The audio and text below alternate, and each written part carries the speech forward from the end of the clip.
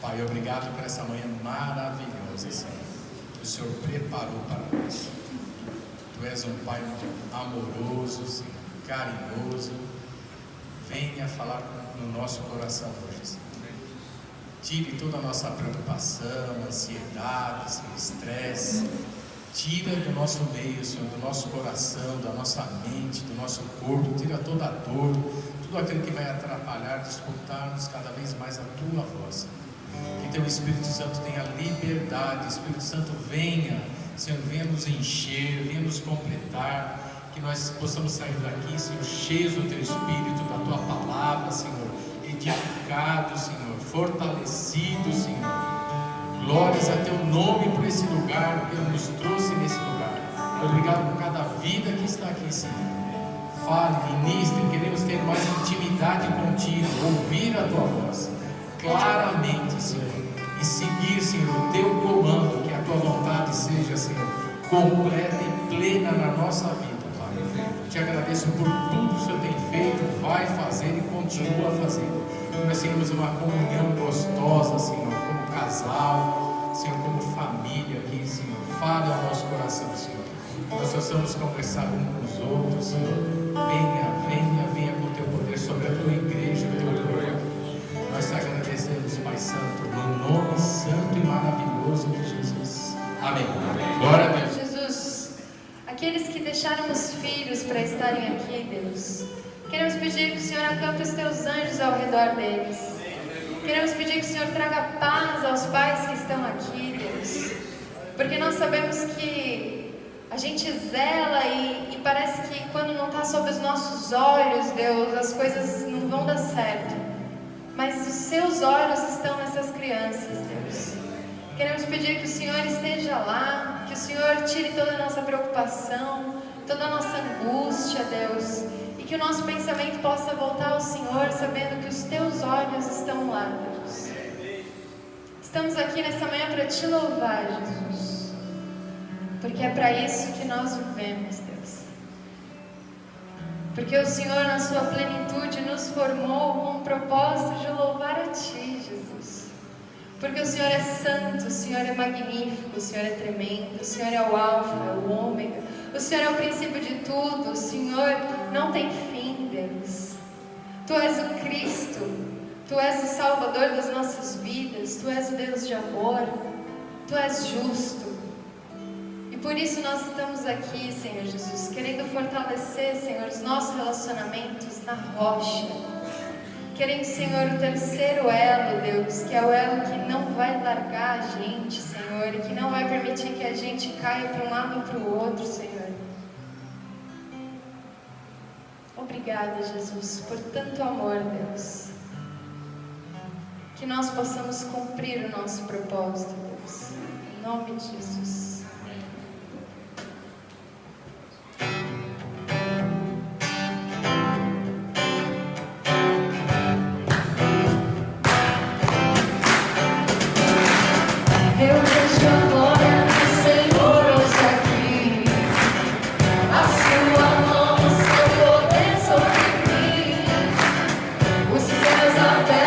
Hoje eu vou contemplar o amor desse celeste.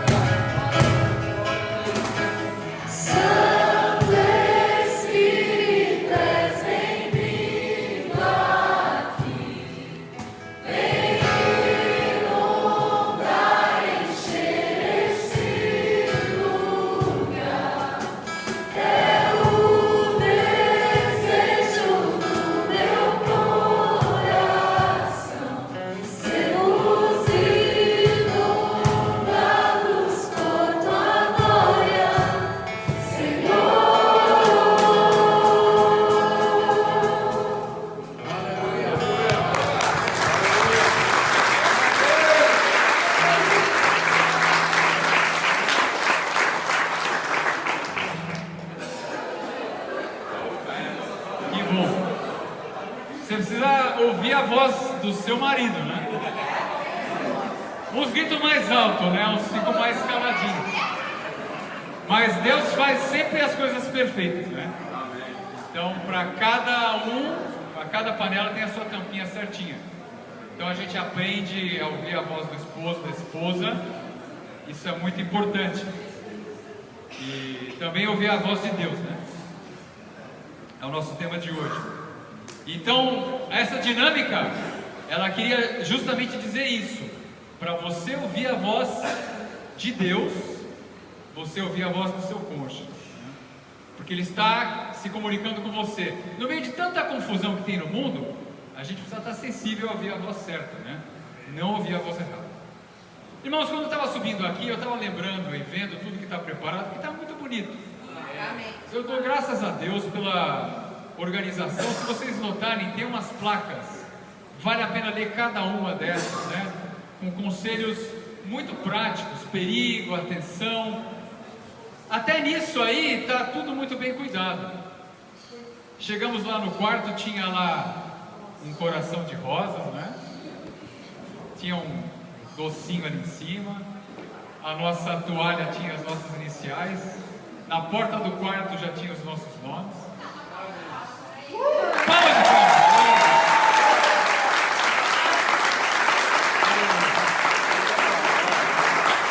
Então nós, desde já, queremos expressar a quem trabalhou nisso a nossa gratidão do fundo do nosso coração.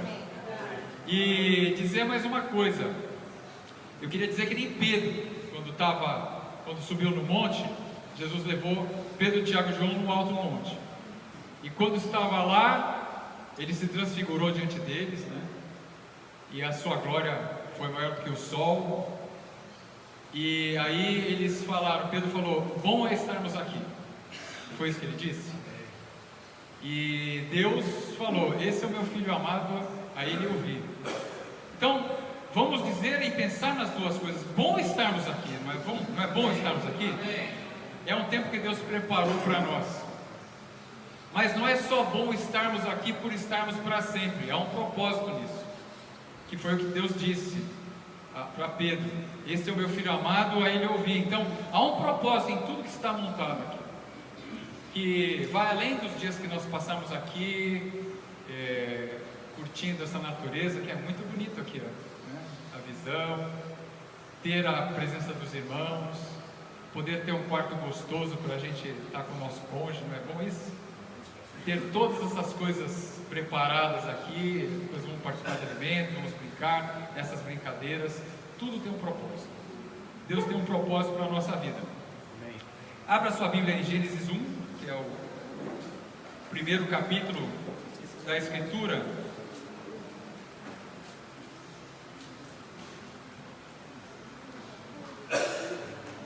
Não vai dar para ver, né? Isso daí acho que não dá para ler, né?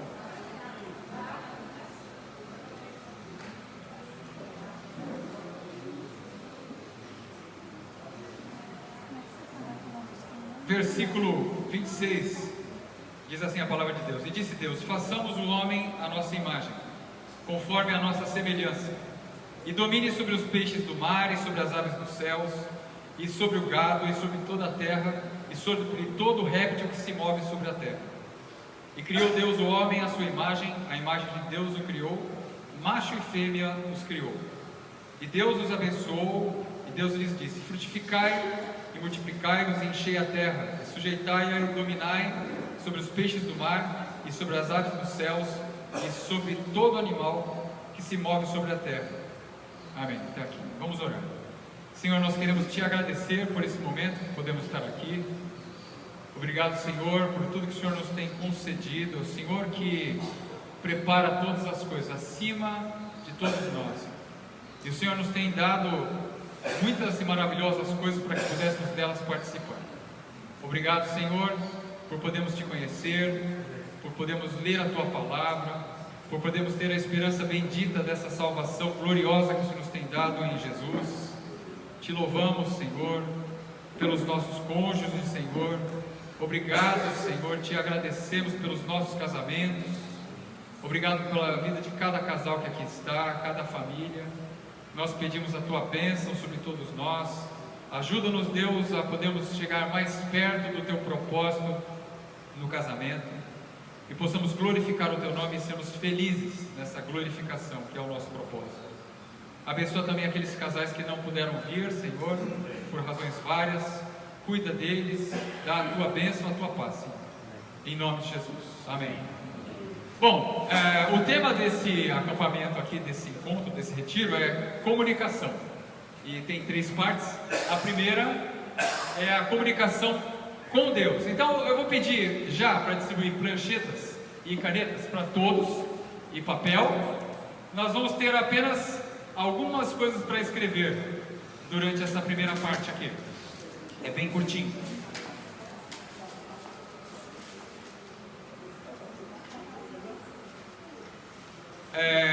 Seria bom o casal conversar, né, e escrever, fazer uma definição conjunta, né? Se não der um para cada um, põe para casal. Se não, cada um formula e depois, se tiver um para cada um, seria melhor. Mas se não, põe um para o casal. Um para o casal dá, porque eles conversam rapidamente e fazem a definição conjunta. Já dá.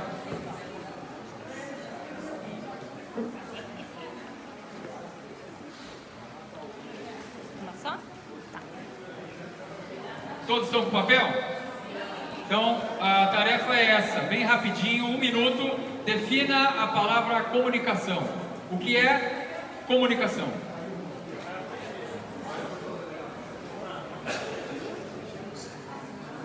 Um minuto.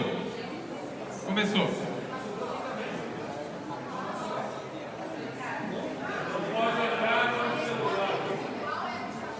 Pode ser do casal. Se tiver para os dois, escreve a parte e depois junta.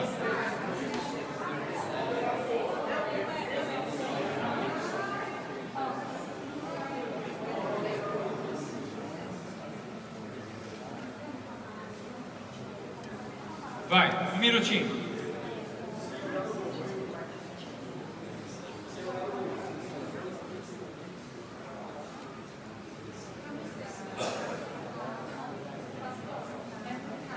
É para o casal, é para o casal define junto.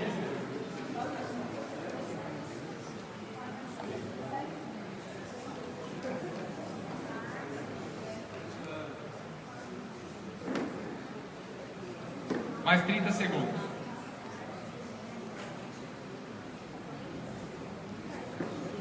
Defina a palavra comunicação.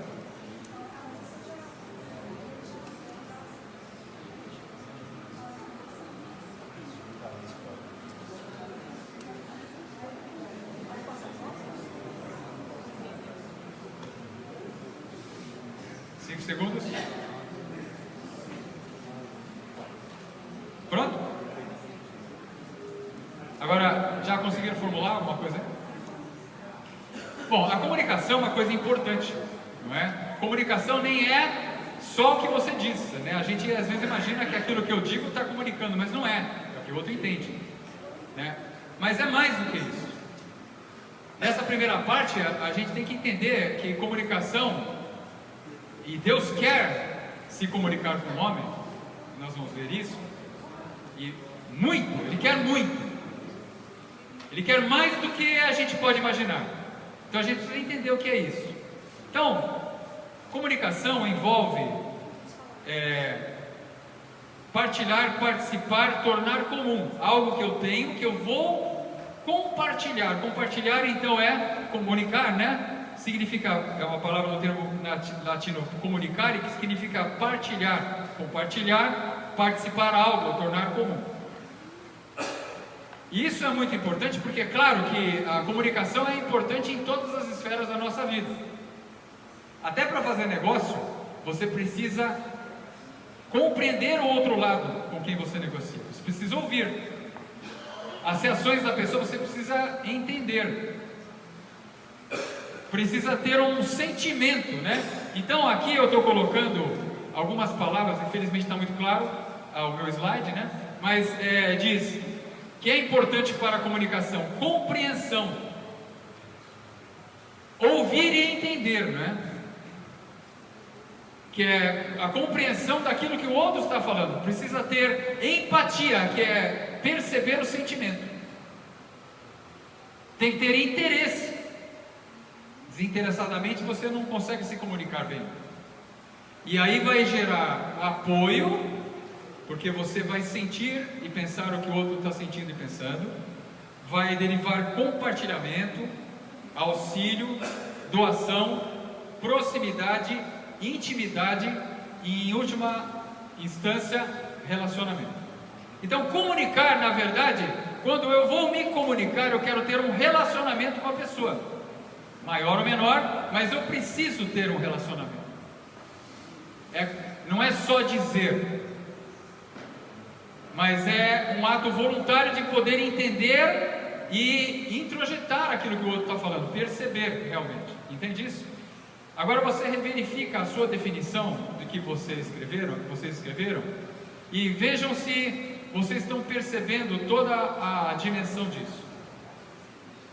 Que vale tanto para o casal, um com o outro. Se alguém, nós vamos ter na segunda parte a comunicação do casal, não vou entrar nesse assunto, mas é importantíssimo, né, a comunicação do casal, a comunicação humana mais importante que existe. Não existe uma comunicação humana mais importante do que essa entre marido e mulher, mulher e marido. Mas aqui no caso, o que nós queremos focar é no nosso relacionamento com o casal, com Deus, a comunicação. E o que nós percebemos da Escritura é isso que nós já falamos. Deus quer se comunicar. Deus é comunicativo, não é?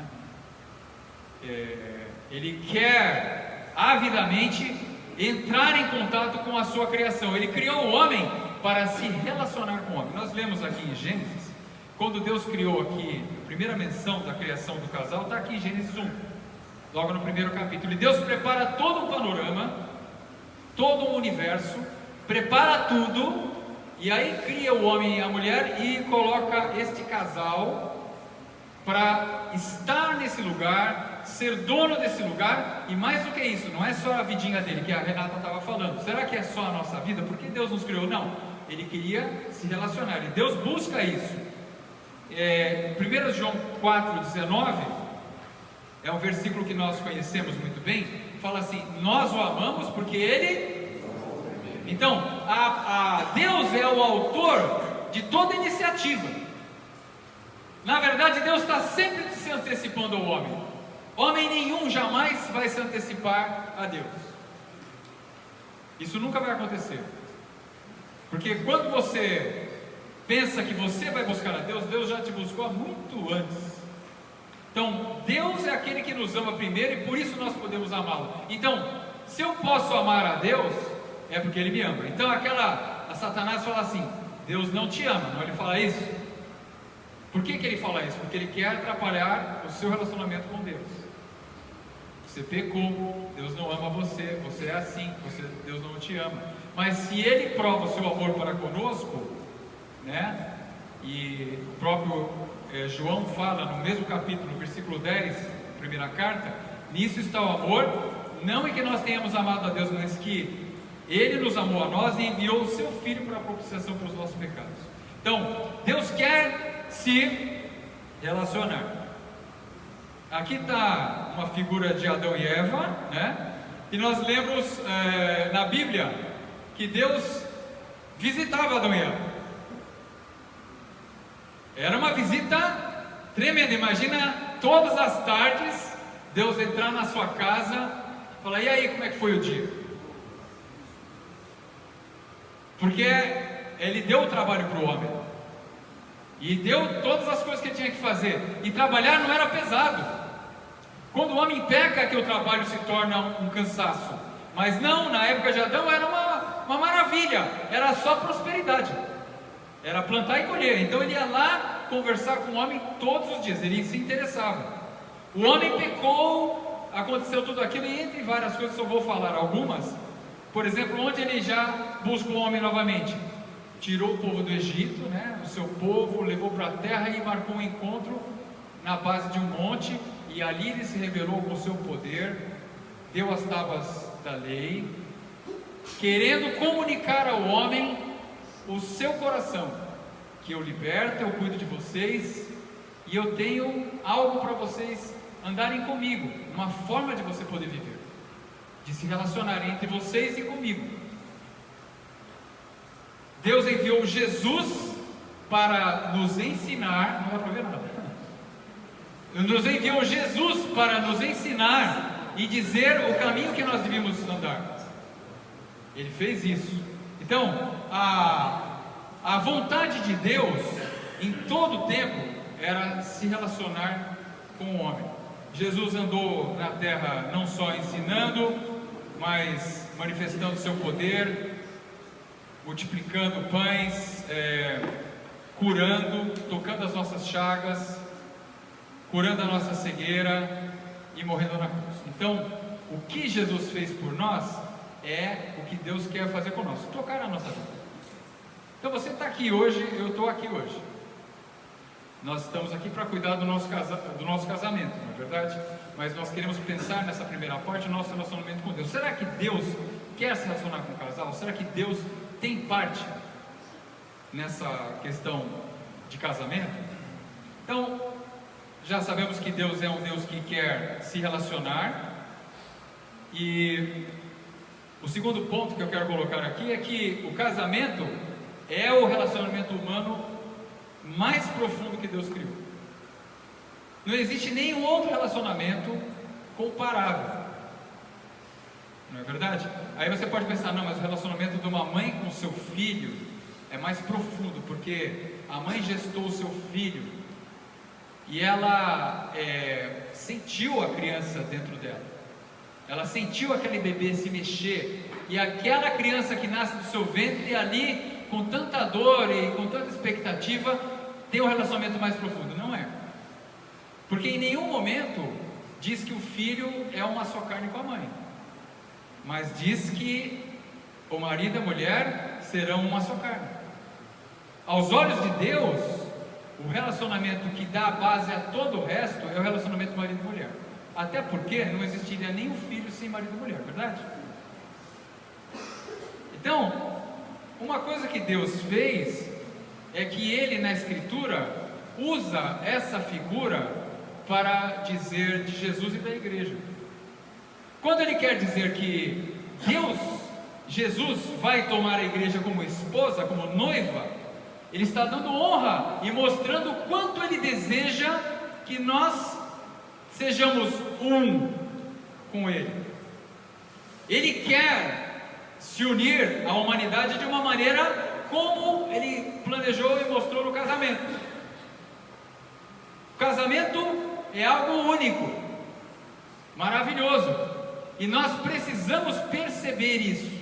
Quando você percebe a riqueza que é o casamento, você vai conseguir valorizar e vai conseguir usufruir do casamento que você tem. Em Efésios também vai falar que os maridos devem amar as mulheres como Cristo amou a igreja e a si mesmo se entregou por ela. Então, Deus é o criador do casamento e Ele tem interesse muito grande no casamento.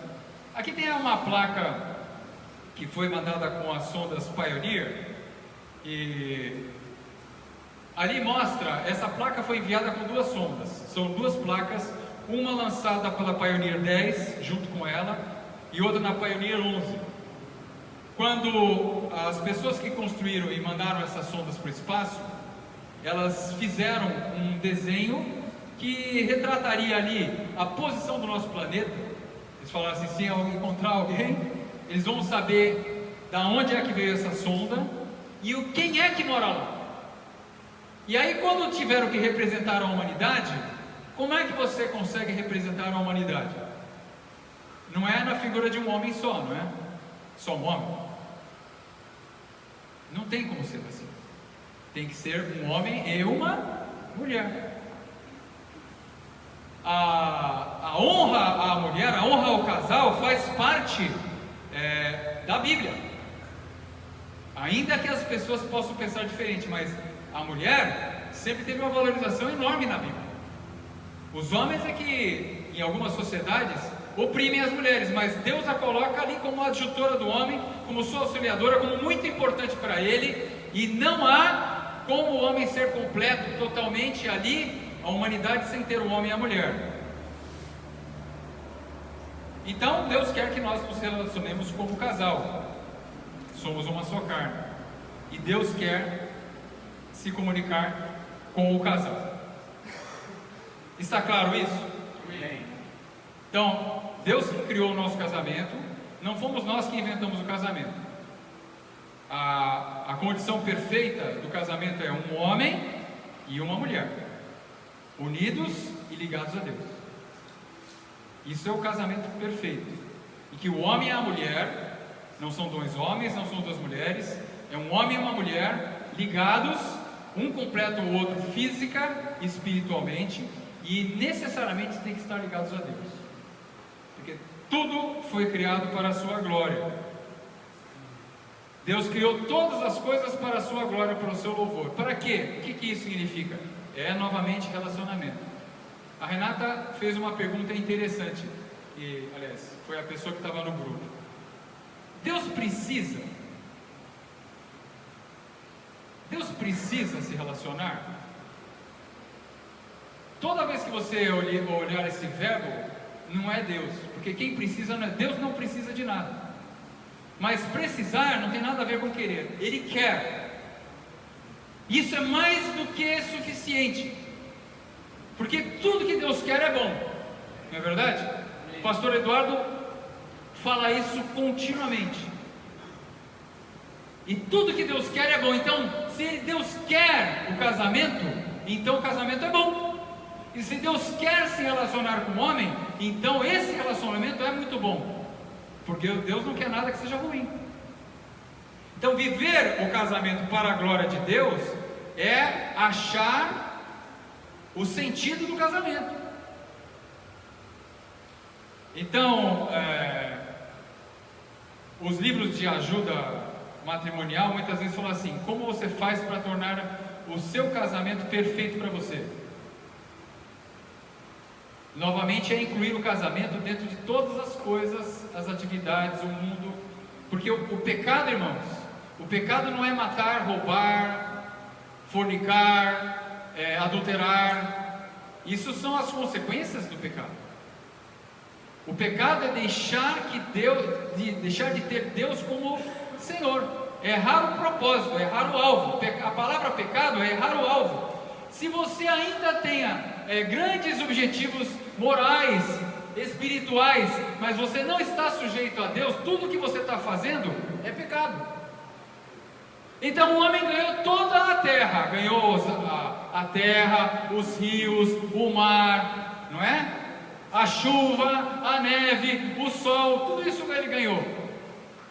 As plantações, os peixes, os animais, os répteis, tudo foi dado para ele. Deu a esposa, deu o esposo, fez um mundo perfeito. Imagina o que era Adão e Eva viverem nesse mundo perfeito, onde não havia maremoto, nem terremoto, tsunami, né? Não havia um bicho comendo o outro.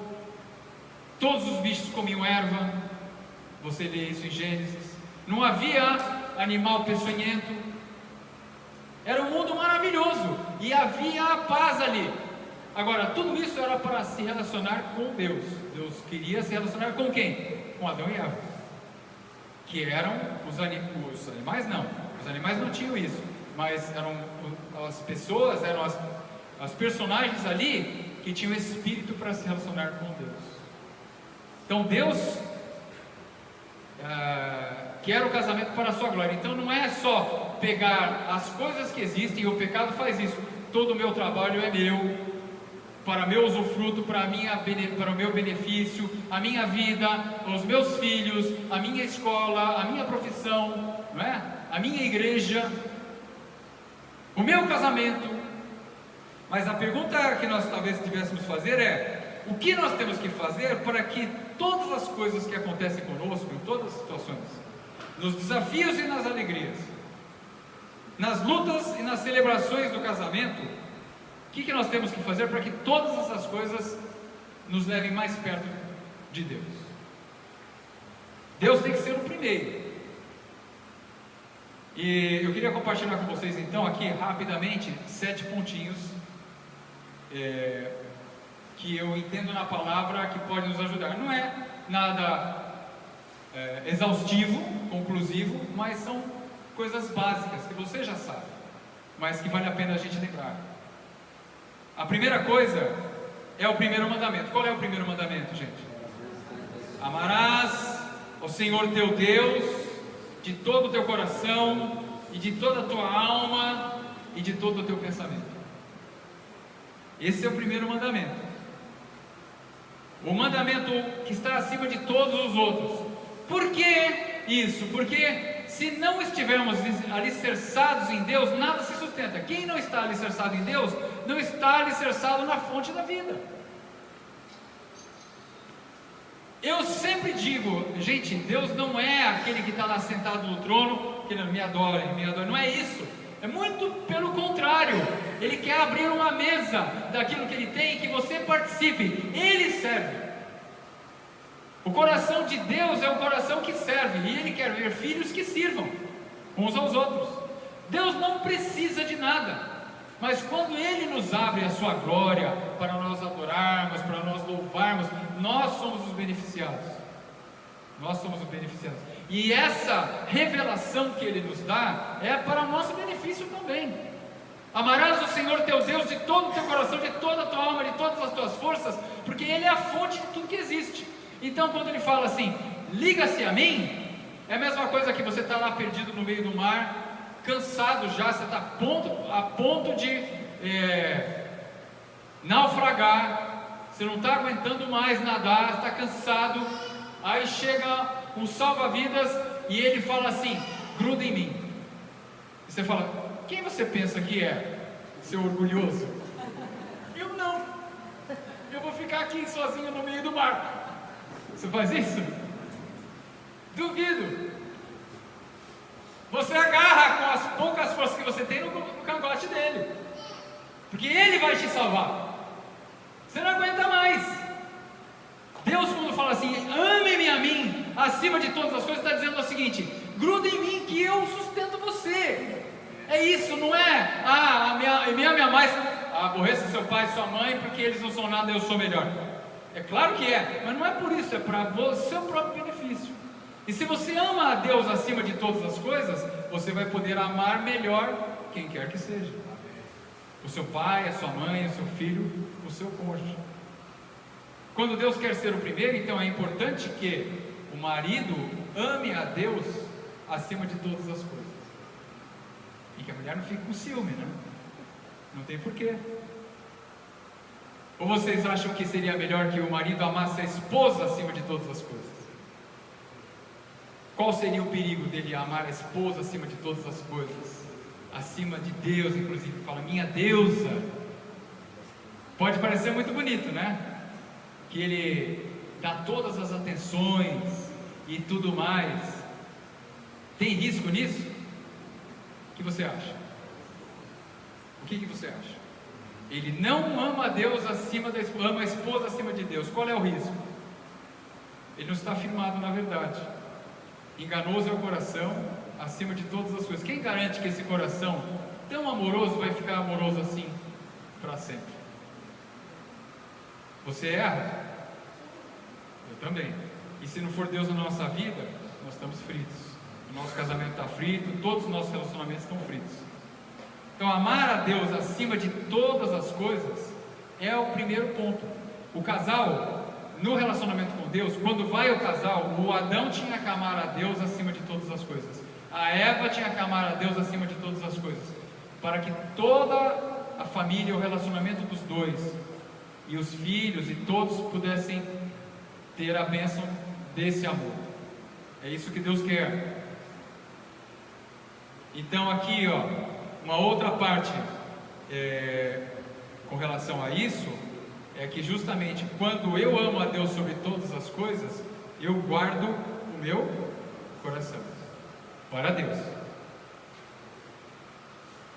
Isso vai determinar uma mudança em todo o meu comportamento. Percebe que essa frase é do André, né? Percebe que nós não podemos em nós mesmos achar os motivos pelos quais agimos, mas achamos em Deus. Então, quando eu guardo meu coração segundo a palavra de Deus, então lá eu tenho o meu norte.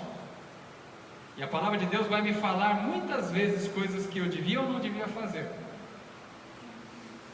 e que eu posso até achar difícil de fazer, mas quando eu guardo meu coração para Ele, eu sou beneficiado disso. Então, amar a Deus sobre todas as coisas significa guardar o meu coração, porque dele procedem as fontes da vida. Significa eu não dar lugar ao diabo, não deixar que o pecado entre no meu coração. Quando você ouve falar em adultério, adultério nunca acontece, pelo menos eu nunca vi. A pessoa acorda de manhã, santo e maravilhoso, mas aí fala assim: acho que hoje eu vou adulterar. Isso não acontece assim. Sabe como é que acontece? Acontece com a conversinha boba, porque não está guardando o coração. Então, aquela conversa de duplo sentido, que vai acontecendo, vai minando como um fermento, vai fermentando a massa, vai estragando.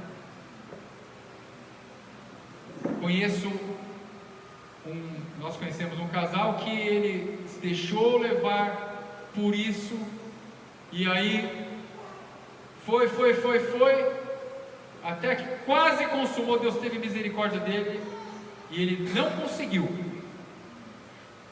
mas como ele não estava olhando para Deus, na segunda vez ele conseguiu e teve gêmeos.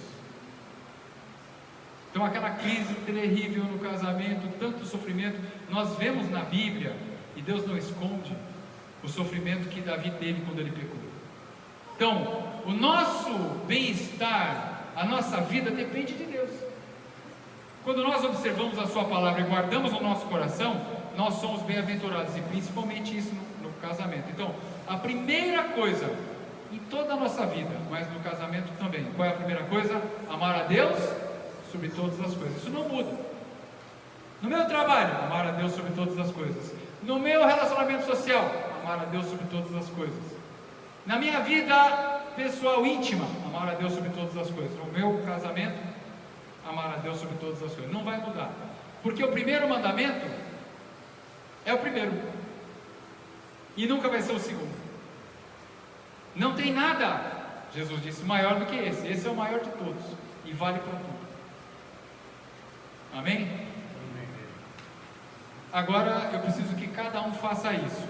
Cada um, veja se consegue aí, escreva uma curta oração declarando a Deus que você o ama acima de todas as coisas. Escreva isso com as suas palavras aí em uma folha de papel. Eu vou fazer o mesmo aqui também.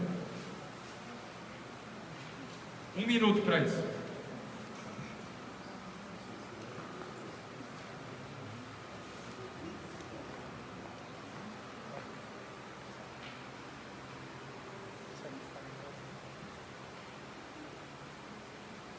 Se não tem uma folha para cada casal, usa a mesma folha.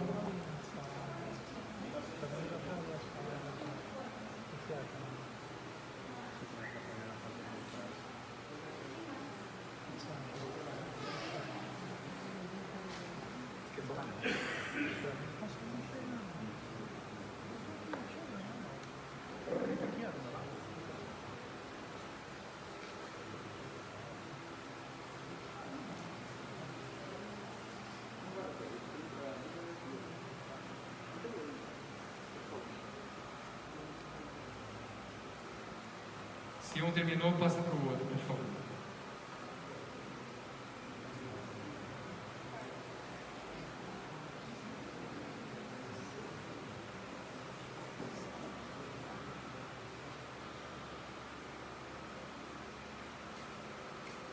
Diga para Deus mesmo, tá? A Sibeli quer falar um negócio aqui. Vem aqui. Eu queria complementar que esse casal que ele falou que ele atraiu e teve gêmeos, foi restaurado e hoje eles trabalham com casais e é uma bênção. Glória a Deus. Então Deus transformou, não é que tirou o sofrimento aconteceu, mas Ele é poderoso. Então, mesmo quando nós estamos numa situação que fala assim, eu não tenho saída, Deus tem uma saída. Fica firme nele. Não peque, porque o sofrimento vem. Mas mesmo que tenha pecado, não corra de Deus, corra para Deus. Certo? Se ele tivesse corrido de Deus, ele não teria restauração. Terminamos? Posso passar?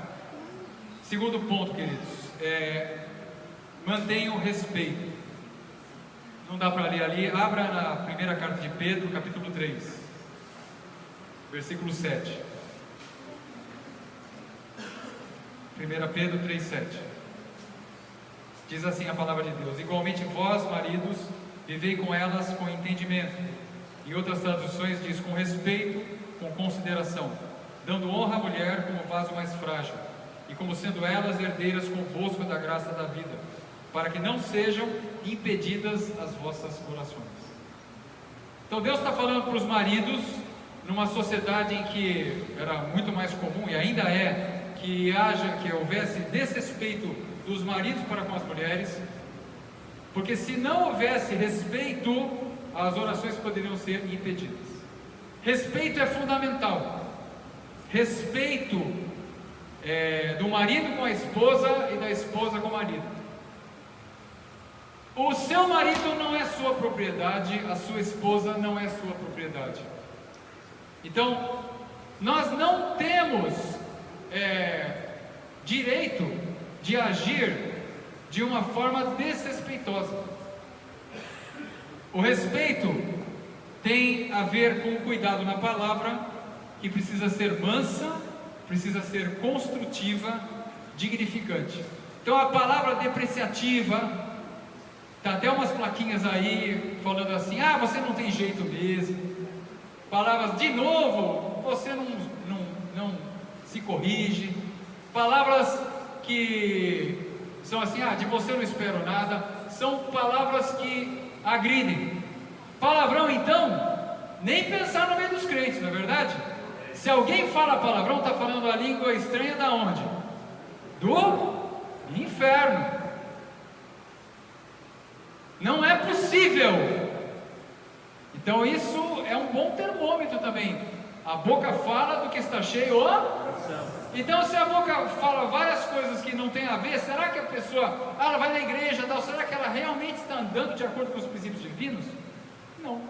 Mas não só nas pequenas coisas, nos comentários, nas insinuações, nós temos que ter respeito pelo nosso cônjuge, na palavra, no trato, delicadeza, gentileza. Não precisa nem mencionar em empurrão, sai pra lá, não dá nem para mencionar isso, certo? Levantar a mão para o cônjuge,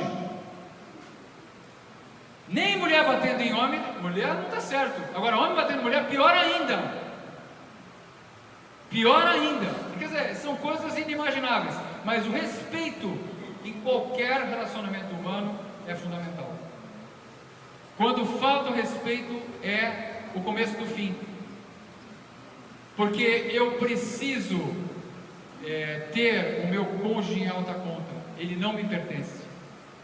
Ele me foi concedido por Deus para que seja a minha meia laranja, aquele pessoa com quem eu vou conviver, vou construir uma família, vou viver os meus dias. Quanto melhor for o meu relacionamento, quanto melhor ele estiver, melhor para mim. Eu não quero machucar a minha carne. Alguém pega o dedo, põe lá na porta, na dobradiça e fecha? Eu acredito que ninguém faça isso em sã consciência. Às vezes você prende o seu dedinho na porta do carro e você grita e sai pulando. Não é verdade? Dá uma topada à noite lá com o dedinho na beira da cama e você vai estar todo mundo dormindo, vai acordar todo mundo, porque você vai sentir dor. Mas nós temos que sentir essa empatia de comunicação com o nosso cônjuge. Por que isso é importante? Porque se eu não tiver respeito com o meu cônjuge, isso afeta o meu relacionamento com Deus. O relacionamento com Deus depende do relacionamento entre um e outro. Lembra disso? Não é que o homem vai ofertar a sua oferta, mas o outro tem um problema com ele, vai lá e resolve. Senão fica parado, aí não adianta você tentar ofertar uma oferta se você está fazendo errado com o outro. Então o cônjuge é muito importante, e respeito é muito importante. Às vezes, eu nunca fui cabeleireiro, nem cabelo eu tenho, mas o que às vezes a gente ouve é que, as mulheres podem confirmar ou não, que às vezes no cabeleireiro é aquele blá blá blá da mulher, uma falando mal do marido dela, da própria mulher, cada uma fala mal do seu marido, e parece que foi uma competição, quem vai falar mais mal? Não sei se você já viu isso, já foi cabeleireiro e já ouviu isso. Isso não pode acontecer. Nunca nós podemos falar mal do nosso cônjuge. Quem falar mal do seu cônjuge está falando mal de si mesmo. Se eu tiver qualquer problema com o meu cônjuge, aonde eu vou resolver? Com ele. A Bíblia diz então que a língua é como um fogo do inferno. A língua que fala mal é como um fogo do inferno. Você quer ver? Alguém vem e fala bem de uma pessoa para você. Legal. Isso pode causar um sentimento em você ou não, mas não causa nada de mal. A princípio, a não ser que você seja invejoso, como o pastor Eduardo disse. Aí você vai, se o fulano foi bem, nossa! Que legal, né? Que bom, né? Que ele foi tão bem. Mas se alguém fala mal de alguém, e qualquer pessoa que seja, no seu coração começa a arder alguma coisa diferente. Ou sou eu que sou assim? Um sentimento ruim. O que é isso? Fogo da onde, irmão? Do inferno. Você vai lá, alguém fala mal de qualquer pessoa para você, mesmo que você conheça bem a pessoa, aquilo cai mal no seu coração. Então, o fogo do inferno não é uma figura de linguagem só, é algo real que acontece. É uma contaminação que gera um sentimento, e depois, quando você vê a pessoa, parece que você já não tem mais a mesma liberdade. Parece que alguma coisa mudou. O seu olhar mudou. Jogaram lama nos seus óculos, na sua lente. Então o respeito pelo cônjuge é fundamental. Eu não posso falar mal do meu cônjuge. Eu não posso falar mal da Sibeli. E nem ela pode falar mal de mim. Se nós temos diferenças e temos uma não concordância em alguma área, nós vamos nos resolver sozinhos. Buscar auxílio de Deus, conversar bastante, mas sempre mantendo o respeito. Quando você vai diante de uma autoridade, normalmente você tende a ter respeito.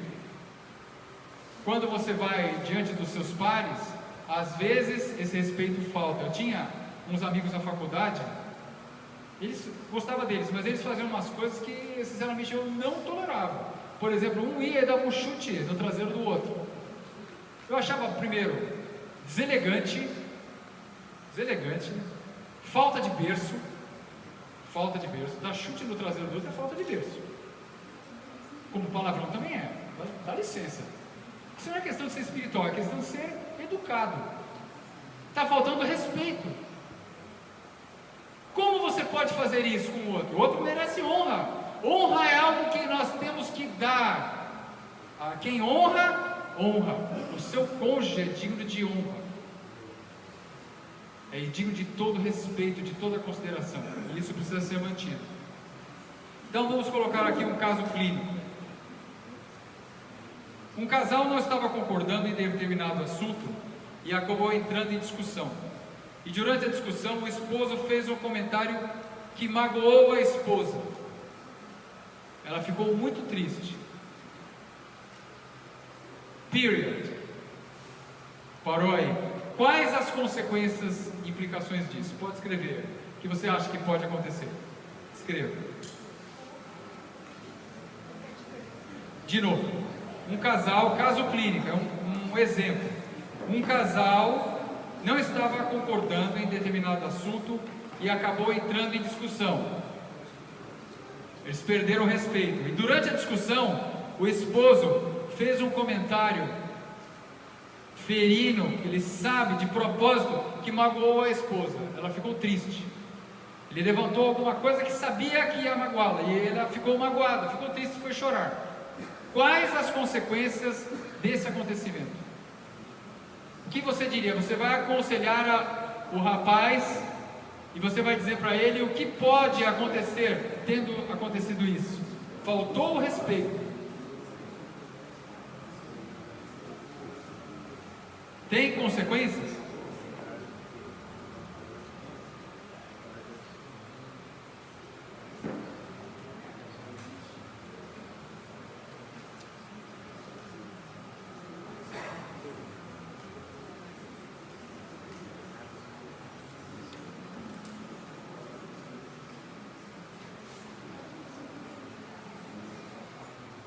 Segundos.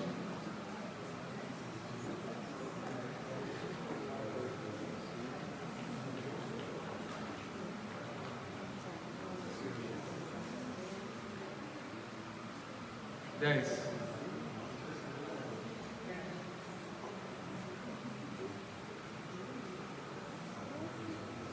Tá bom. Alguém quer falar o que acha?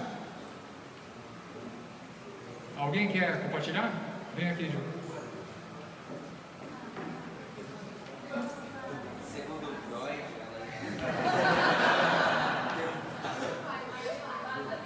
eu coloquei que tudo aquilo que a gente ouve de alguma forma fica.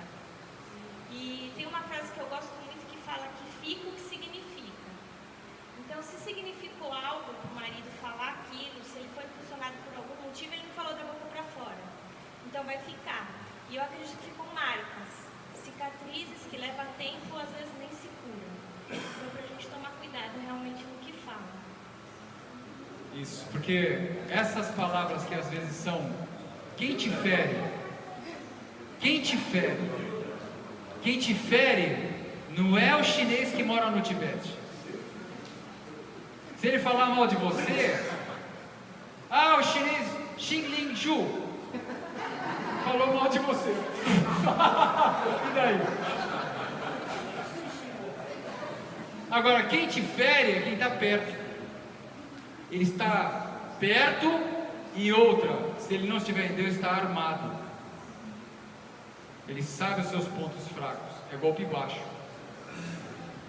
Então, o problema disso é isso que a Juliana falou. É que fica uma marca, aquilo lá às vezes nem se cura, se não for tratado, né? Porque tudo tem em Deus uma solução, você crê isso? Amém. Mas a falta de respeito pode gerar mais falta de respeito. Um abismo chama, na próxima vez vai ficar mais fácil faltar com respeito. Veja a vida do drogado. Eu acompanhei de perto a vida de um rapaz que começou a se drogar. No princípio, ele gastou tudo que ele tinha para consumir a droga. Depois faltou dinheiro e começou a vender as coisas que ele tinha. Quando não tinha mais o que vender, ele começou a furtar. Quando não tinha mais nada que furtar em casa, ele começou a roubar.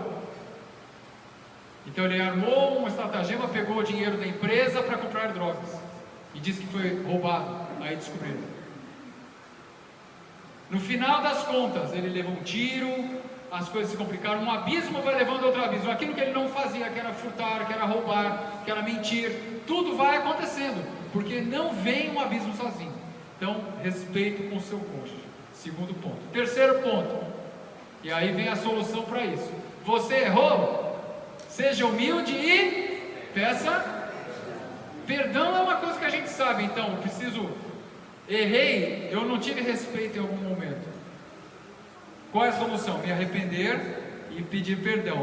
O versículo é esse de Mateus 5, 23 e 24. Portanto, se trouxeres a tua oferta ao altar, e aí te lembrar de que teu irmão tem alguma coisa contra ti, deixa ali diante do altar a tua oferta, e vai reconciliar-te primeiro com teu irmão, e depois vem e apresenta a tua oferta. E outro, porque se perdoares aos homens, não, essa é a segunda parte. Então, na verdade, eu preciso limpar a área.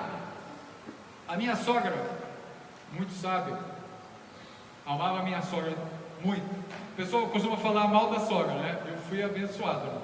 Minha sogra era demais, mulher de Deus. E ela vinha assim, te dava umas chacoalhadas assim, e você saía feliz, porque ela fazia com amor divino. Ela vinha assim, te botava no avesso às vezes, te dava um chacoalhão, mas você nunca sentia isso como algo ruim. Era sempre algo muito bom. E ela falava muito sobre comunicação, que se você deixa um lixinho e vai deixando uma mágoa, outra, vai virando uma montanha, de repente você não enxerga mais o outro. A mágoa, a tristeza, as coisas que acontecem não desaparecem sozinhas. Elas precisam ser tratadas. Se você não trata, não limpa, fica com problema. Tem certas coisas que você pode deixar e não acontece nada. Tem certas coisas que não. Eu estou indo para o trabalho de ônibus. E aí outro dia um motorista maluco vira para cá, vira para lá, pá! Bati assim no balaústre, ficou roxo. Ficou muito roxo, imagina. Outro dia a Sibeli caiu dentro do ônibus também, não foi isso? Esses motoristas. E aí o que acontece? Aquele roxo, o meu corpo tem mecanismos, aliás, tive duas vezes, estou com 2 roxos. Um roxo já sumiu, eu não preciso fazer nada, é só deixar lá que vai sumir. Mas certas coisas não são como o roxo que você bate no balaústre, fica lá, ainda que muito tempo depois, aquilo ainda pode vir à tona. Então às vezes, até coisas velhas, você falar, olha, aquele dia eu te fiz isso, não foi bom, me perdoa do fundo do coração. Uma pessoa arrependida, é isso que você precisa, só. Aí você vai ter condição de perdoar. Agora, por outro lado, se o seu cônjuge errou, você tem que ser humilde também. Se o primeiro tem que ser humilde para perdoar, para pedir perdão, quem perdoa também precisa ser humilde. Ah, mas eu nunca errei do jeito que ele errou. Graças a Deus, não é verdade? Graças a Deus. Ou você queria errar para então poder ter a possibilidade, né? Um traiu, vem arrependido e fala assim, então eu vou trair também para você poder saber o que é. Não é o caminho. Não é? E Mateus 6, 14 e 15 diz assim, porque se perdoardes aos homens as suas ofensas, também vosso Pai Celestial vos perdoará a vós. Se porém não perdoardes aos homens as suas ofensas, também vosso Pai vos não perdoará as vossas ofensas. Pode parecer um mandamento assim pesado, né? Eu tenho que perdoar. Mas quando eu penso que eu preciso de perdão, que eu também tenho um telhado de vida, que eu também não sou perfeito, não estou com aquela bola toda, a minha indiferença já é um pecado. Quando eu endureço o meu coração, já estou pecando. Eu estou lá na minha, aí, deixando o outro sofrer, pisando mesmo. Será que eu não estou sendo maldoso também? Será que isso está sendo bom aos olhos de Deus? Será que a minha comunhão com Deus não é afetada? Será que é isso que eu tenho que levar para o céu? Então, o perdão é bidirecional, é a humildade de quem pede perdão, é a humildade de quem concede o perdão. Então, Deus quer o casal para a sua glória, quer se comunicar, ser amado de todo o coração, dominar o relacionamento do casal, porque dele vem a bênção. O casal tem que manter respeito, mas se em algum momento o respeito falhar, alguma coisa acontecer, o perdão está aí como uma forma também de nós nos aproximarmos de Deus. Porque você não perdoa sem Deus no seu coração, verdade? Não é verdade? Você tem que buscar o Senhor. Às vezes esse desafio é o desafio que faz o casal crescer. Esse casal que eu citei, que a Sibeli complementou, teve que ter todo um trabalho de restauração, mas hoje eles são usados justamente para tratar casais. E a história deles é muito interessante, porque eles fazem um trabalho, eles escrevem a história inteirinha. E quando você vai no encontro, o encontro é lido. Você fala, nossa, lido? Não, mas isso é uma bênção, porque eles não perdem tempo. É tudo muito cronometrado, eles escolhem as palavras e vão falando a história deles para vocês, e não há jeito de você não se identificar. Ah, mas eu nunca traí minha esposa e tive gêmeos. Graças a Deus. Mas você se identifica em várias partes, e a história do que Deus fez na vida deles agora ajuda outros. Então, nas nossas fraquezas, nós podemos também ser restaurados pelo perdão. Terceiro tarefinha para você escrever aí. O Humberto, nome geral, não sei se tem Humberto aqui. Quando magoa a Lígia, nome geral, ele é paciente. Humberto é muito paciente, ele não faz nada, ele só espera que tudo volte ao normal. Tem um problema nisso?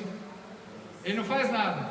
Ele sabe que ele pisou na bola, mas ele sabe que os dias vão passando e vai ficar tudo bem de novo. O que você acha que pode acontecer? Escreva aí rapidamente, 1 minuto.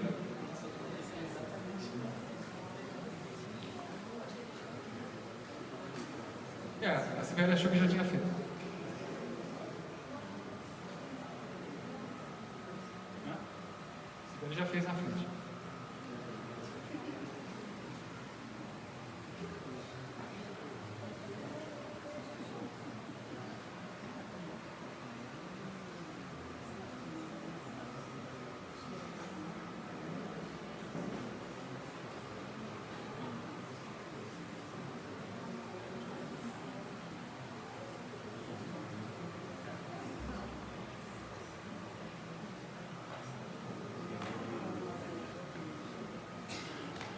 Então, acho que tá bom, né? Gálatas 6,7 diz, que o pastor Eduardo também cita demais, tudo que o homem semear, isso também se fará. Então, há uma semente, o perdão é aquilo que anula uma semente mal plantada. Semente não está boa, tira de lá. Eu planto taioba, vocês sabem, e no meio da minha taioba nasce mato. Eu vou lá e vou arrancando os matos da minha taioba. Não quero mato no meio da minha taioba, porque taioba não mato. Ele vai estragar a minha taioba. Então, o perdão é você ir lá no seu jardim e tirar a erva daninha, que às vezes você levou pisando mesmo. Saiu da rua, veio trazendo uma semente errada, chega em casa todo nervosinho e estoura. Opa, foi mal. Vai lá, dá um abraço, dá um beijo, fala: me perdoa, você é a mulher da minha vida. Você é a minha esposa que Deus me deu, me perdoa, errei. Estou trazendo uma semente da rua, estava nervoso na rua, mas essa semente não vai crescer no nosso lar. Tira aquela semente de lá, para que ela não prejudique a sua plantação. Quarto ponto: ore pelo seu cônjuge e ore com o seu cônjuge. A Bíblia fala: orai uns pelos outros, de uma maneira geral. Agora, você imagina, se Deus não quer que o marido ore pela esposa, a esposa ore pelo marido? Muito mais. Quem é que conhece melhor a nossa intimidade? Não é? Nós temos uma vida pública, temos uma vida privada e temos uma vida íntima, né? A pública, e tem aquela íntima com Deus, né? Aí só Deus sabe. Mas você tem uma vida pública que você vê na igreja, na faculdade, na escola, em todo lugar do seu trabalho. Tem a vida íntima, quem conhece você mais de perto, seus amigos íntimos, seus pais, e tem a vida íntima mesmo ali do casal, vai vivendo ao longo da vida.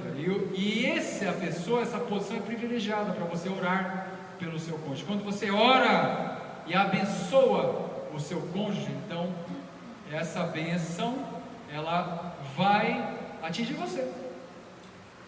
Lembra que o pastor Eduardo sempre fala: tudo que você desejar para o outro, você mesmo acaba colhendo? Agora, não é só isso. Quando você ora pelo seu cônjuge, você está orando por aquele que é a sua metade. Sabe a experiência dos vasos comunicantes? Você põe 2 vasos, um pode ser largo e o outro estreito, mas quando você põe um líquido, eles são intercomunicantes. Quando você põe líquido de um, o nível vai ser o mesmo nos dois. Você põe líquido no vaso A, o vaso B sobe também, e esse está caindo aqui, está entrando no outro. Quando você está orando pelo seu cônjuge, abençoando a vida dele, abençoando aquilo que ele faz, aos propósitos divinos na vida dele, a saúde dele, você é beneficiado. Diretamente, não é indiretamente. Porque na verdade você está orando por você mesmo, digamos assim. Não é verdade? Então, a oração conjunta é o que Deus quer, Deus se agrada. Eu tenho que ter a oração particular minha com Deus, o meu relacionamento com Deus em oração. A Cibele tem que ter o relacionamento dela em oração.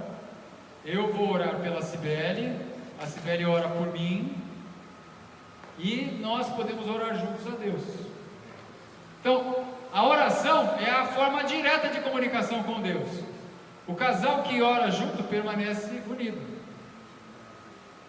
Orar juntos é uma prática espiritual, das disciplinas espirituais que o casal precisa manter. Às vezes tem alguma dificuldade assim, logo que casa. Acho que aqui a gente não tem alguém recém-casado, não, né? Bom, recém-casado sim. Então aí é um problema às vezes, porque fala assim, eu estava numa vida de oração, mas agora meu marido é tão fofinho que eu vou ficar com ele, não vou orar, não estou orando tanto, a minha esposa é tão linda, vou ficar com ela.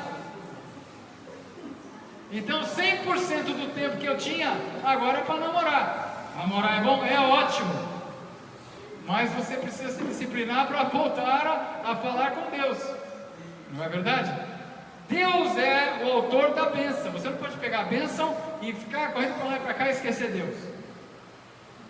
Então orar uns pelos outros é importante. O versículo de Efésios que nós tínhamos separado é que nunca ninguém odiou a sua própria carne, antes alimenta e sustenta, como também o Senhor a igreja. O nosso cônjuge, ele pode ter vários amigos, mas um só cônjuge, que é você. E se tem alguém que tem que ser o mais amigo do seu cônjuge, é você. Você não pode ter um amigo mais amigo fora. Não pode ter um amigo mais amigo na faculdade, em que você fala tudo, você compartilha tudo e com o seu cônjuge nada. Isso não está certo. Você precisa construir o seu relacionamento de intimidade e estar ligado à oração. Sua preocupação, em primeiro lugar, tem que ser orar pelo seu cônjuge, certo? Isso é importante. Então, tarefinha aí, escreva também agora uma pequena oração pelo seu cônjuge. Peça que Deus abençoe. Você sabe o que ele precisa. 1 minuto.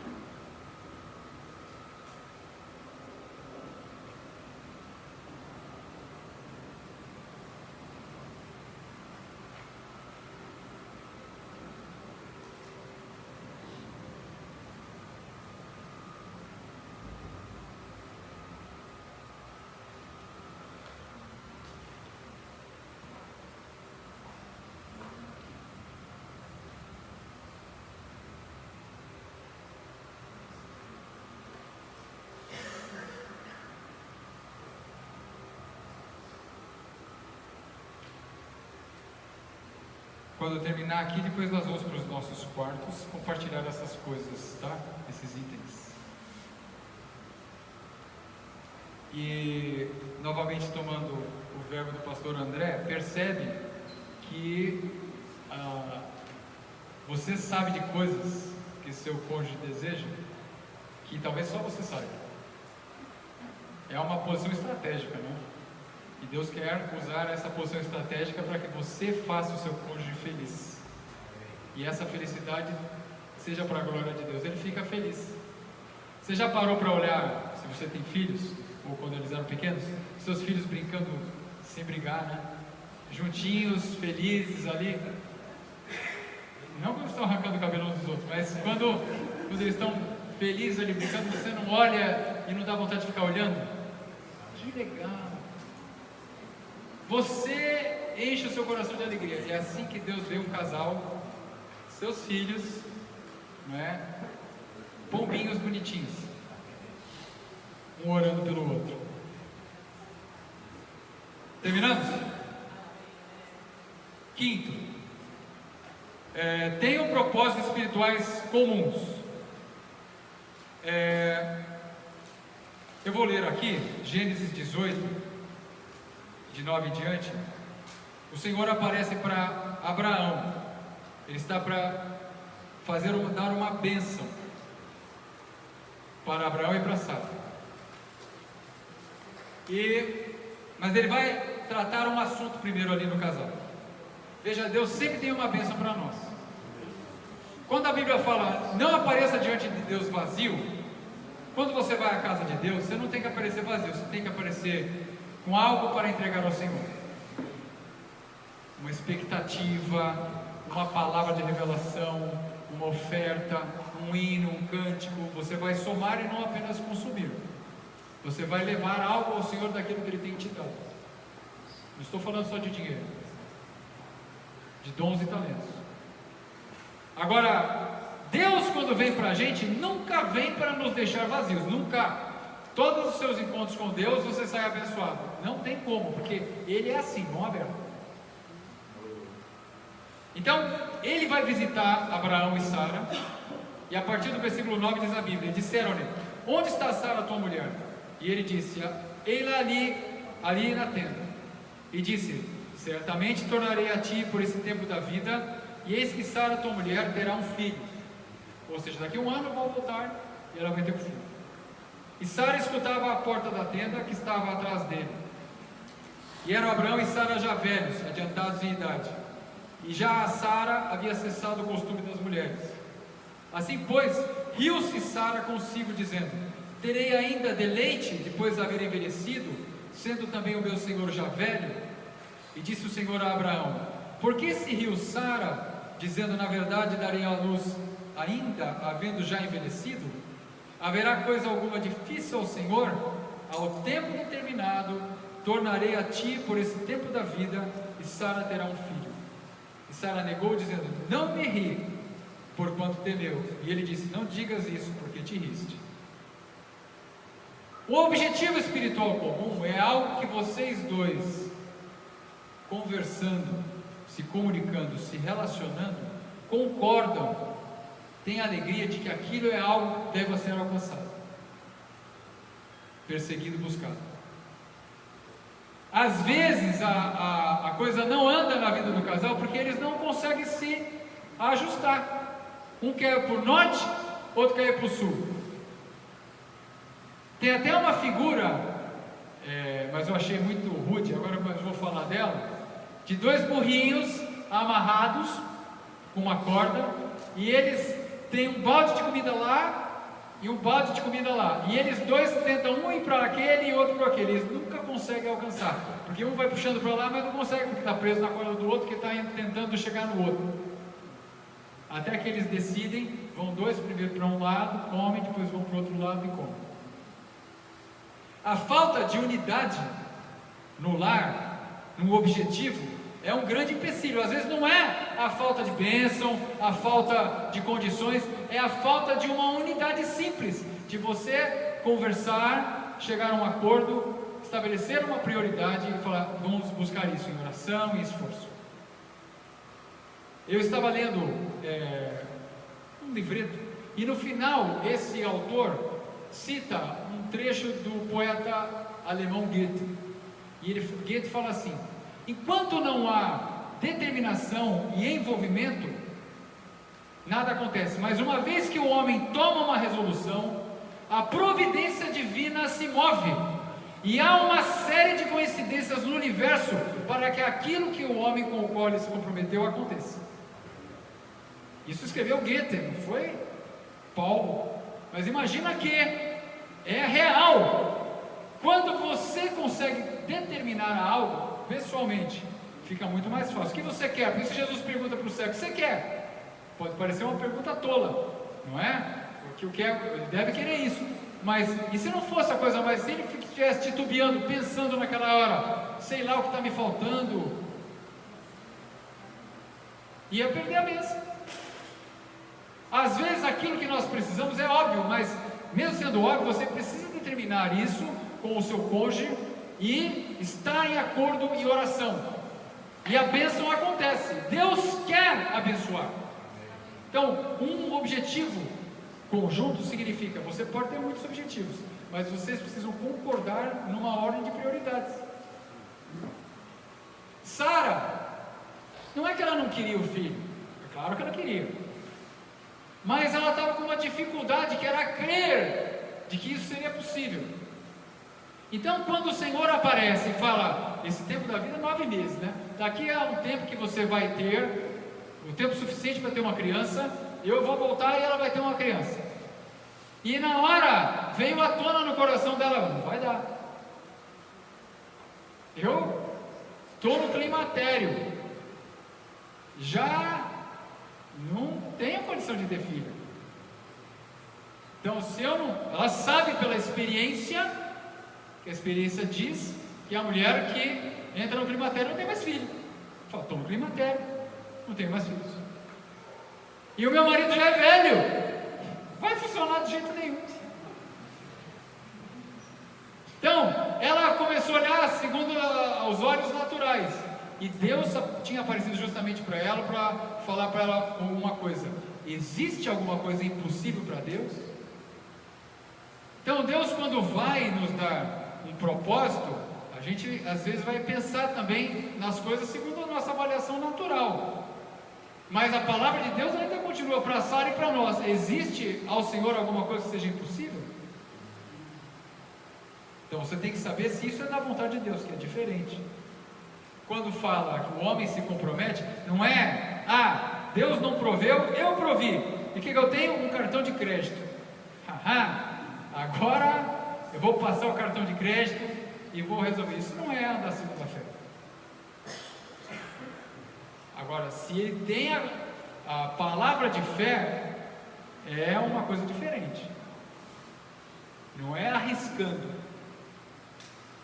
Até porque a Bíblia manda fazer a conta da torre, não é verdade?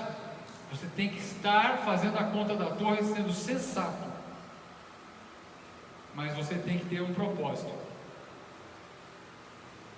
Eclesiastes, no capítulo 4, diz que é melhor serem 2 do que 1, porque tem melhor paga do seu trabalho.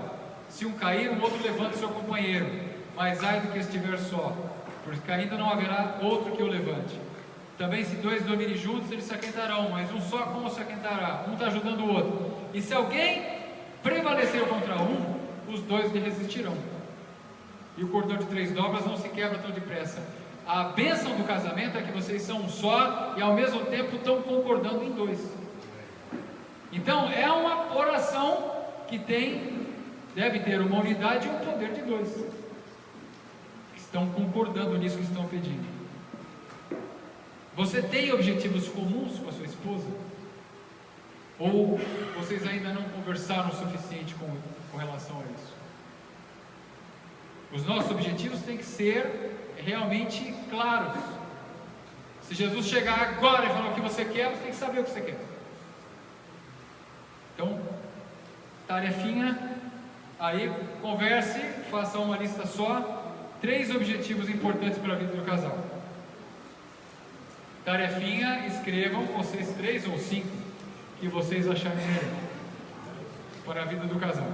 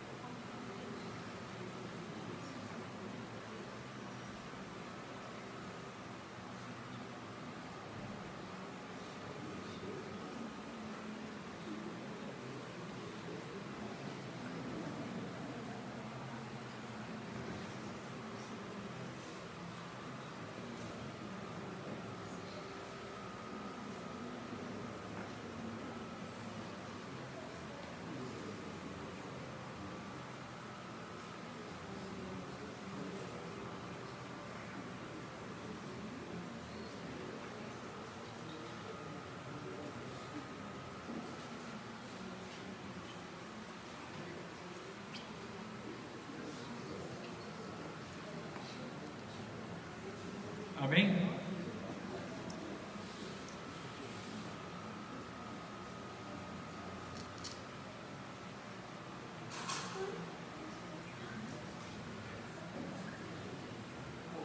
Vigésimo objetivo já.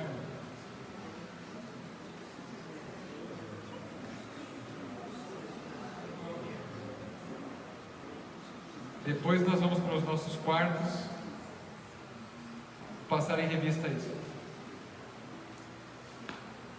Isso aí. Vamos para frente? Vocês podem depurar isso depois. Sexto ponto, penúltimo. Ajude-se mutuamente para aproximar-se de Deus. Como isso? Seu cônjuge não é você, e você não é o seu cônjuge. Você tem o seu jeito, o cônjuge dele tem o seu jeito. A comunicação é importante para que os jeitos se ajustem. No começo do casamento, às vezes há problemas, mas com o tempo eles vão se ajustando. Um gosta de um jeito, outro gosta do outro.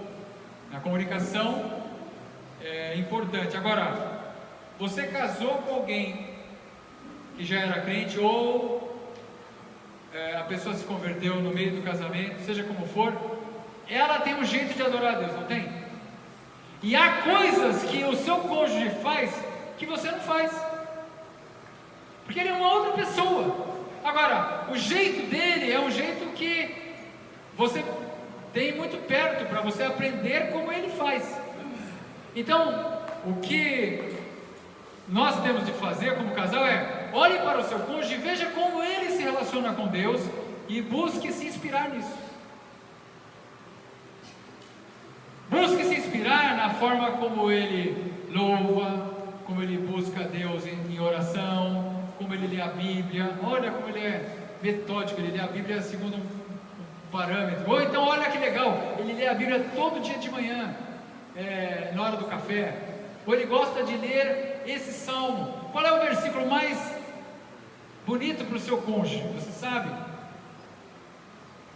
O que ele mais gosta de fazer? Ele gosta de pregar, ele gosta de ajudar, como ele serve na igreja, não é?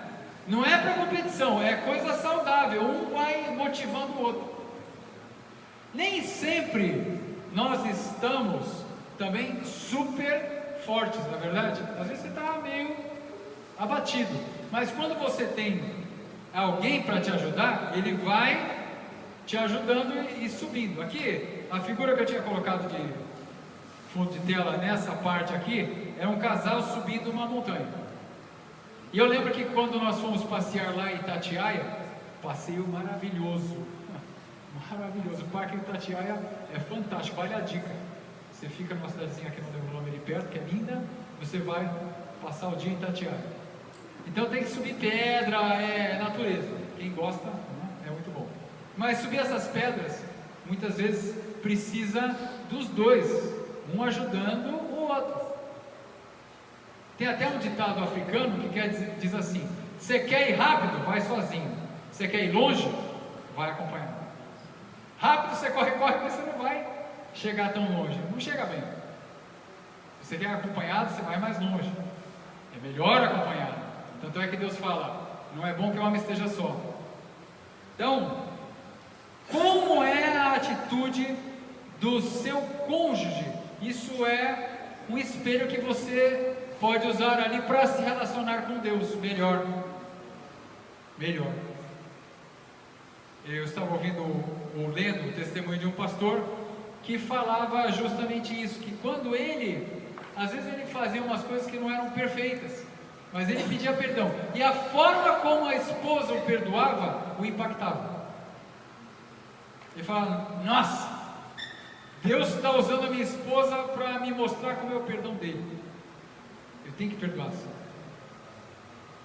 Então, o culto doméstico, você vai olhar para Deus, né? Mas olha para a vida do seu cônjuge também e valoriza aquilo que ele faz, estimula a vida dele, vai mesmo, faça isso mesmo, louva mesmo, canta mesmo, prega mesmo, serve mesmo, não puxa o freio de mão, não, fica ajudando. Não estou falando em ativismo, não é? Porque o ativismo não é um problema. Você tem que cuidar da sua casa, os dois têm que estar juntos. Não pode largar tudo e se enfiar na igreja. Você tem a responsabilidade primeiro ao seu lar, mas os dois têm que caminhar conjuntamente no serviço. Então um estimula o outro. Por isso também é importante que o pastor não esteja sozinho. É importante que ele seja casado, porque casado ele está bem. Isso aqui, irmãos, é uma proteção, não é? A aliança. Se você não tem uma, compre. Entendeu? A aliança é aquele negócio que garante você estar guardado. Você está bem, você está casado, você está casada. Não tem ninguém aí para chegar falando bobagem com você, não. E você vai ajudar alguém específico que tem nome e endereço, que por sinal é o seu. E aí você vai ajudar essa pessoa, você vai se inspirar nessa pessoa. Seus olhos vão ser para essa pessoa. A sua alegria vai ser com essa pessoa.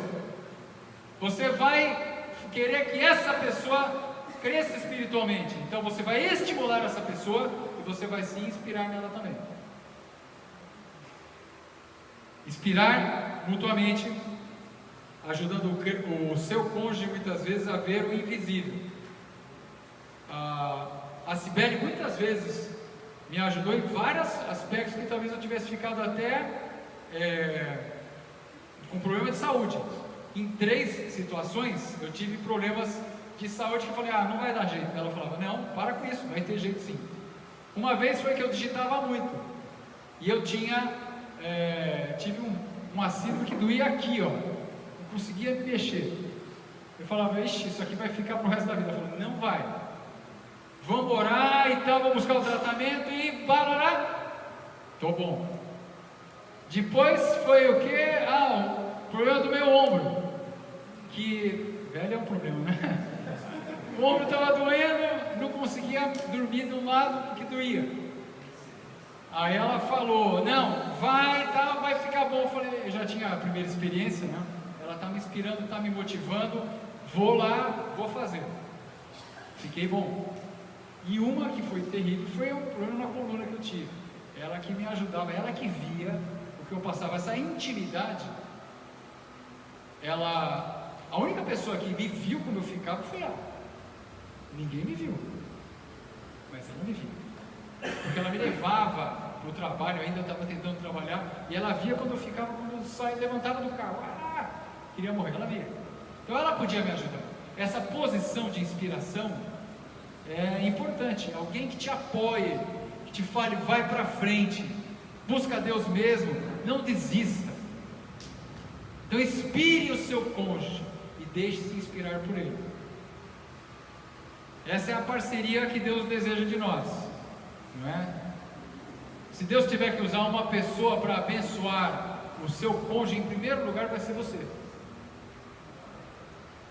Primeira pessoa que Deus vai usar para abençoar o seu cônjuge, a primeira é você. Porque você está numa posição que ninguém mais das 7 bilhões de pessoas do mundo está. Não é verdade? Tem muita gente no mundo, mas um só é o cônjuge do seu cônjuge, você, ninguém mais. É uma posição intransferível. Assim como filhos, você pode ter adotado, mas o seu filho é o seu filho, ele reconhece você, certo?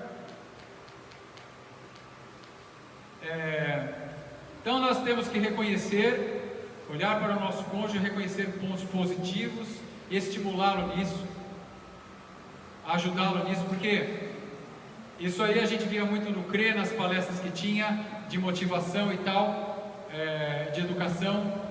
Você tem que olhar e ver, procurar ver qual é o dom, o talento que a criança tem. Muitas coisas você não tem como fazer. Vem o espinho que tem que espetar, vem com ponta. Você pode ajudar e tal, mas muita coisa vem de lá. Deus já colocou. Ele põe uma malinha dentro de cada um de nós, com capacidade. Você abre a sua malinha, lá tem prego, corda, pino para rocha, sapato de prego, tal. Você vai achar que eu sou o capacete, eu sou o quê? Eu acho que eu sou patinador no gelo. Não é. Com sapato de prego não é. Você é alpinista. Então, reconhecer os dons que Deus tem dado e estimular para que eles dêem mais fruto. Você é bom nisso, continue, eu te ajudo. E a tarefinha disso daí, rapidamente, escreva o que você admira em seu cônjuge, na forma como ele se relaciona com Deus, separadamente. O marido escreve, a esposa escreve.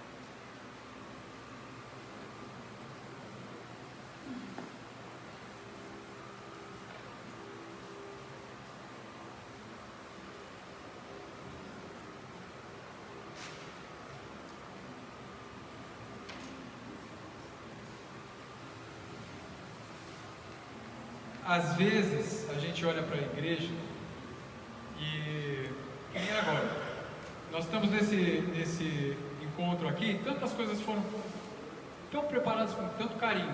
Você fica feliz pela vida dos irmãos que prepararam, não é verdade?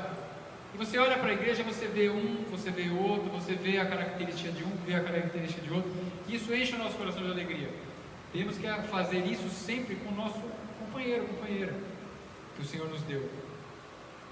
Isso é importante para o casamento e relacionamento com o Senhor. Último ponto.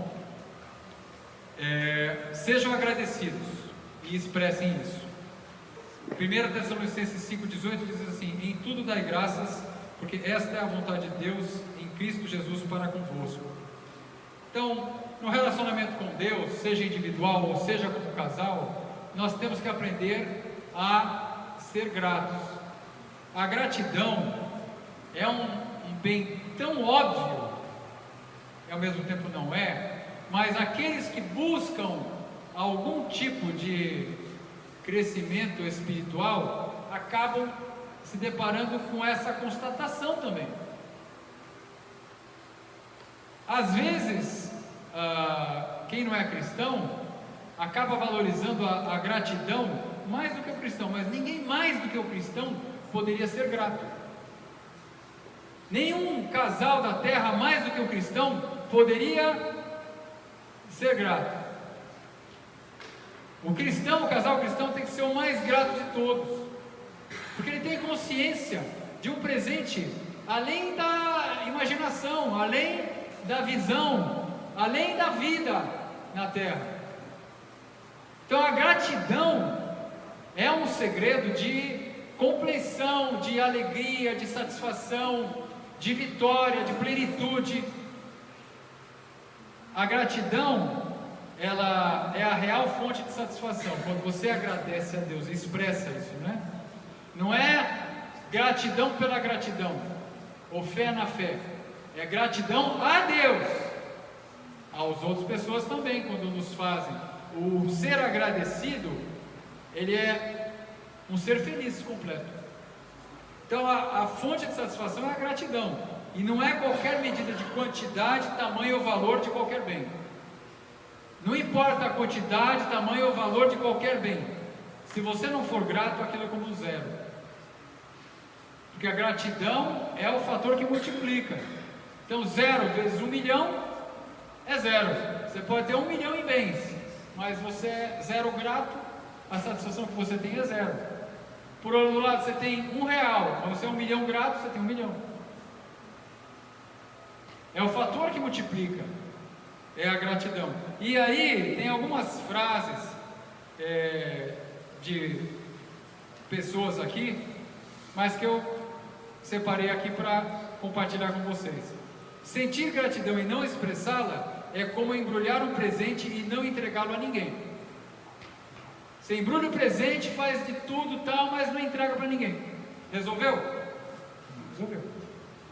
Então, quando o seu coração se enche de gratidão, nós temos que ser gratos a Deus em primeiro lugar, porque Ele nos deu todas as coisas. Por exemplo, nós estamos aqui agora. Como você percebe tudo que está aqui montado?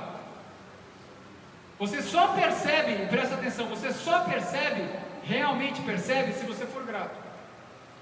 Você pode ficar grato por cada uma dessas plaquinhas. Olha, a pessoa escreveu, teve o cuidado de separar o texto, criar uma figura, colar aqui para que eu possa lê-lo, e eu vou ler. Eu sou grato por aquela comunicação, sou grato pela toalhinha, sou grato pelo doce, sou grato pelo quarto maravilhoso que eu estou recebendo. A gratidão faz você tocar nas coisas, mais do que a visão. Você toca com a sua visão, não toca? Mas se você for grato, é o cego. O ingrato é o cego, ele olha e não vê, ele não consegue perceber. Então, a gratidão é a única forma que você tem de poder usufruir da bênção realmente. Sem gratidão, você não usufrui de nada. Fica como a hiena Hardy: ó vida, ó azar. Então o copo com meia água não está meio cheio, está meio vazio. Enxerga a coisa pelo lado negativo e não pelo positivo. E nós temos que aprender a desenvolver a gratidão.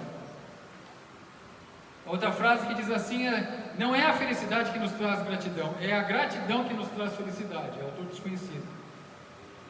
Ser grato, e olha, eu não estou falando de síndrome de Poliana, não estou falando disso. Estou dizendo que todos nós sempre temos. Poliana era a menina de um filme, um livro, que tudo estava sempre muito bem. Ela sempre via um lado positivo, até que ela ficou com um problema de paralisia, ela ficou péssima. Mas eu quero dizer que nós sempre teremos um motivo para agradecer, sempre, mesmo nas dificuldades. Você pode até agradecer nas dificuldades, que você não naufragou na dificuldade, você continua navegando. Então, a gratidão é importante. Outra frase do William Arthur Ward: Deus lhe deu um presente de 86.400 segundos hoje. É o dia de hoje, 86.400 segundos. Você já usou um deles para dizer obrigado a Deus? Ou talvez obrigado a alguém? Reconhecer é importante. Isso nos leva a olhar, a perceber o mundo que está ao nosso redor, não ficar em si mesmados. Senão fica rabugento, fica intratável, insuportável. Não pode. Augusto Branco disse assim: a gratidão não custa nada e tem um valor imenso. Na verdade, as coisas mais importantes, elas não custam nada, você não pode comprar. Não é verdade? Amor você não compra, a graça de Deus muito menos. Que valor tem a graça de Deus? Infinito. Não é verdade? O irmão Roberto Carlos falou agora há pouco tempo sobre a graça de Deus. Falou: a graça, ela é de graça, mas não significa que não custou nada. Ao contrário, o preço dela é altíssimo. Agora, você perceber as coisas, seja grato. Então, esses dias que nós estamos aqui, seja muito grato e seja feliz. A Bíblia, mais do que qualquer outro texto, é cheia de expressões de agradecimento. Você leu o Salmo, por exemplo, o Salmo 150, é só um louvor do começo ao final. Louvai ao Senhor, louvai a Deus no seu santuário, louvai no firmamento do seu poder, louvai pelos seus atos poderosos, louvai conforme a excelência da sua grandeza, louvai com o som de trombeta, louvai com o saltério e a harpa, louvai com o tamborim e a dança, louvai com os instrumentos de cordas e com órgãos, louvai com símbolos sonoros, louvai com símbolos altissonantes, tudo quanto tem fôlego, louve ao Senhor, louvai ao Senhor. É continuamente estimulando a louvar a Deus por todas as coisas que Ele nos dá. Salmos é uma expressão de louvor o tempo todo. A Bíblia é isso. Então, quando nós somos agradecidos a Deus, o nosso relacionamento com Deus, nós somos muito felizes. Muito felizes. E aprender a ser grato ao cônjuge também. não achar que o que ele fez era obrigação dele. Não é, nada é obrigação. Nada é obrigação. É tudo ato de liberalidade. Então temos que ser gratos. Amém. Bom, última tarefinha, porque o tempo já está correndo muito. Faça uma lista de bênçãos. Lembra que nós vamos depois para o quarto para rever esses pontos, 7 pontos, e juntos, né? Os casais. E faça uma listinha de bênçãos como casal, pelas quais você gostaria de agradecer a Deus.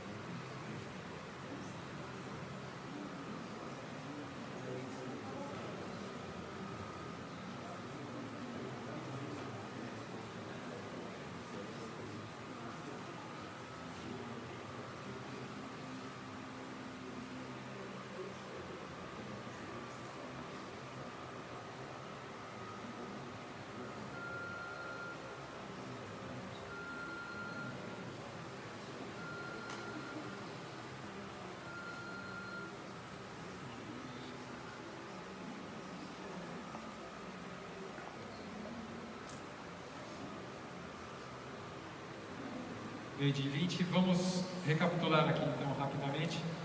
Comunicação do casal com Deus. Primeiro, amem a Deus mais do que um ao outro. Amem a Deus acima de todas as coisas. Segundo, mantenha o respeito, sempre, em todas as situações. Controle as suas palavras, sejam dignificantes, seus atos sejam de carinho e cuidado. Terceiro, perdoe-se. Arranquem as sementes que foram mal plantadas. Cuide do seu jardim. Peça perdão e dê perdão. Quarto lugar, ore pelo seu esposo, pela sua esposa. O melhor que você puder é vaso comunicante. Você está sendo abençoado.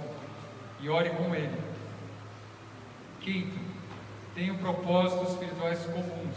Conversem, estabeleçam os seus propósitos, entendam de Deus e vivam a vida na plenitude. Sexto, ajude-se mutuamente para se aproximarem de Deus. Inspire seu cônjuge, motive-o, leve-o a manifestar os dons e talentos que Deus lhe deu. E inspire-se você mesmo também nele. Veja como ele faz para Deus. E sétimo, sejam agradecidos. Enxerguem sempre as razões de louvor e gratidão a Deus. E aí a tarefinha que eu queria deixar agora para terminar é que nós pudéssemos orar e ir para os nossos quartos. E nós rapidamente, com essas anotações que nós fizemos, nós pudéssemos orar a Deus, expressando que Ele é o nosso Deus, dizendo um ao outro aí que como nós somos importantes, vamos nos respeitar, dizendo a Deus isso. Uma oração a três. Fale com o seu cônjuge, fale com Deus, ao mesmo tempo, uma conversa com Deus. Se tiver alguma coisa que pedir perdão, peça perdão. Se tiver que perdoar, perdoa. Seja humilde. Ore pelo seu cônjuge, abençoe a vida dele. Deixe que ele ore por você, ore com ele. Veja os propósitos espirituais comuns. Tenho certeza que todos nós temos propósitos. Veja os comuns. Se você ainda não tem a listinha. Ajude-se mutuamente, diga um para o outro o que você vê na vida dele, né? Como você se inspira. E termine a oração agradecendo a Deus pelas bênçãos que Ele tem dado para você. E não deixe de ser grato por aquilo que está preparado para esses nossos 2 dias aqui no monte. Certo? Okay? Amém. Vamos ficar em pé? Vamos orar.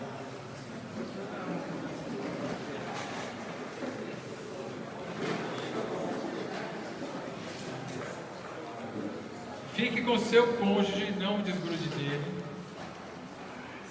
Agora, não converse com outro cônjuge ainda, só depois. Agora você vai ter contato só com o seu cônjuge. Deixa o cônjuge do lado, para você cuidar. Vamos orar. Senhor, nós queremos te agradecer, porque o Senhor, Deus Todo-Poderoso, Criador do Universo, nos criou a nós como homem e mulher, homens e mulheres, e nos deu aqui um ao outro, uns aos outros como casais. Obrigado, Senhor, pelos nossos casamentos, por cada um dos casamentos daqueles que estamos aqui, Senhor. Obrigado, Deus, porque o Senhor quer se relacionar conosco, quer nos participar coisas tão boas. Sempre o Senhor tem bênçãos para nós. Nós queremos dizer que o Senhor é o nosso Deus, acima de todas as coisas. Te amamos acima de tudo. Queremos te amar dessa maneira. Obrigado pelo nosso cônjuge. Queremos ter respeito por ele, por ela, nos perdoando todas as vezes, pedindo perdão e nos perdoando se nós fizemos alguma coisa, para que nós não tenhamos o nosso relacionamento contigo afetado. Queremos orar e lembrar de orar e falar com o nosso cônjuge sempre, orar com ele, falar com o Senhor juntos. Sabemos que o Senhor se agrada disso. Colocar diante do Senhor os nossos propósitos espirituais conjuntos, aquilo que o Senhor faz subir ao nosso coração. Estabelecer diante de Ti e batalhar por esses propósitos. Queremos, ó Deus, ser parceiros, companheiros do nosso cônjuge, Senhor. Queremos que sejamos inspiração na vida dele e nos inspirar na vida do nosso cônjuge, Senhor. Obrigado, Senhor, por essa bênção que o Senhor nos tem dado. Queremos lembrar de todas as bênçãos, mas como diz o Salmo 40, muitas são, Senhor, nosso Deus, nosso Pai, as bênçãos que o Senhor tem derramado para conosco, e as Tuas misericórdias não se podem contar. Elas são novas a cada manhã, são mais do que nós podemos contar. Nós queremos, ó Deus, falar de muitas delas, mas certamente não vamos esgotá-las. Recebe a nossa gratidão, o nosso louvor por esta manhã, por esse local, por tudo que está preparado. Ó Deus, enche o nosso coração dessa alegria, dessa gratidão, para que possamos aproveitar 100% tudo que temos para nós agora. Em nome de Jesus.